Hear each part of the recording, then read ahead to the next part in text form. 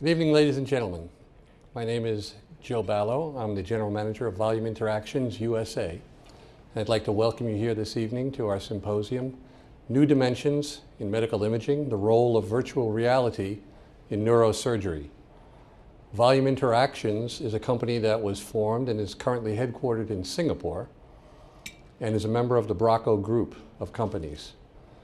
Bracco itself is a pharmaceutical company making contrast agents for medical imaging and is headquartered in Milan, Italy, and here in the United States in Princeton, New Jersey.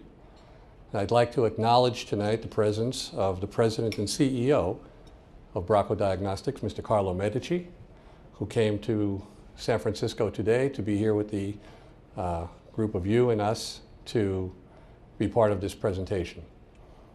So without further ado, I would like to begin my presentation to tell you that what we're going to try and do tonight is to show you that we have a practical application of virtual reality, which you can use in neurosurgical planning as well as education.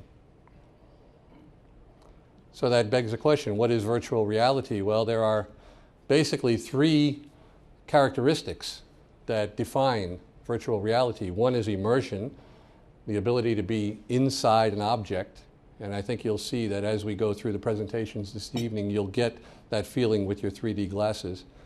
Second is navigation, and in the typical sense, virtual reality, you think about it as navigating around an environment. And here, with the Dextroscope, you can move the virtual object in 3 dimensions and navigate around it so the observer is fixed and the object moves. And the third thing is interactivity. And you'll find that the Dextroscope allows you almost unlimited interactivity.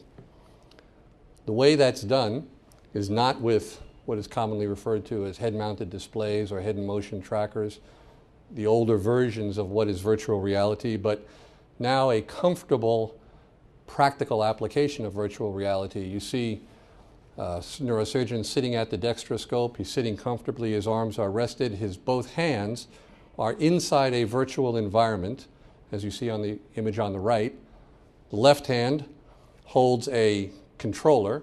It's a 6D controller, 6 degree of freedom controller. The right hand holds a stylus upon which you can operate upon the virtual objects, perform different operations.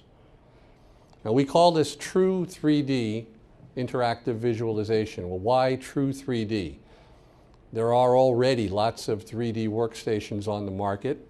Many of you use them on a daily basis, but they present images to you on a 2-dimensional screen.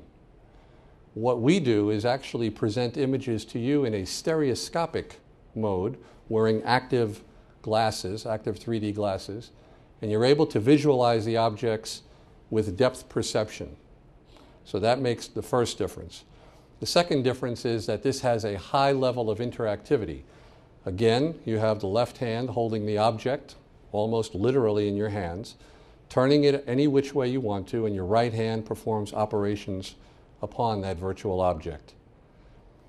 It's natural and it's intuitive interaction. As surgeons, you work with your hands, and this gives you the ability to work with your hands, not a keyboard and a mouse.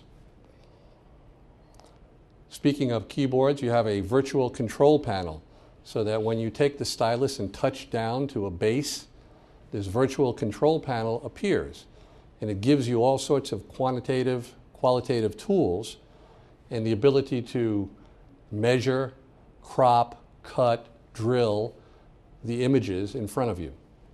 When you lift the stylus from the base, the virtual control panel disappears, leaving you an unobstructed view of your imaging data. Again, you're allowed to merge or co-register images from multiple modalities, including CT and MR. You can have multiple images of the same patient loaded in, and you'll see that tonight in many cases as we go through the evening.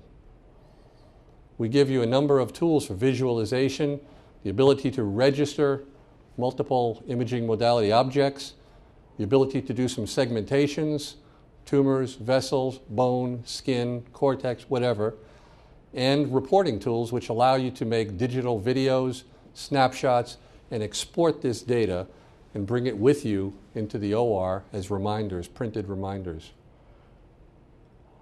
So the workflow goes like this. Your patient gets a CT or an MR, or a series of CTs and MRs, gets downloaded to your hospital PACS system, digitally, DICOM interface. The Dextroscope is plugged into your PACS system, and you can download images to the Dextroscope and then begin to build these three-dimensional objects, which the system will do for you almost automatically.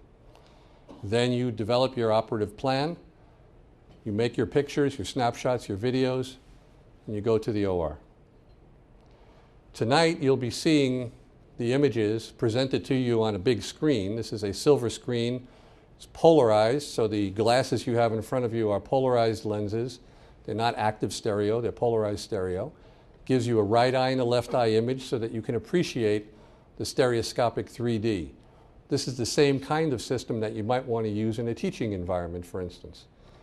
But the actual work is done on an individual interactive console known as the Dextroscope. So that said, I would like to introduce to you Dr. Ralph Cockrow. He is the VP and Director of Medical Affairs for Volume Interactions in Singapore. Dr. Cockrow is a neurosurgeon currently working in Germany, in Mainz. And Dr. Cockrow was one of the founders of the company many years ago and has been instrumental in helping to design the interface so that it's useful for you, the neurosurgeon. He'll bring you through an illustrative case to show you some of the features of the product. Ralph?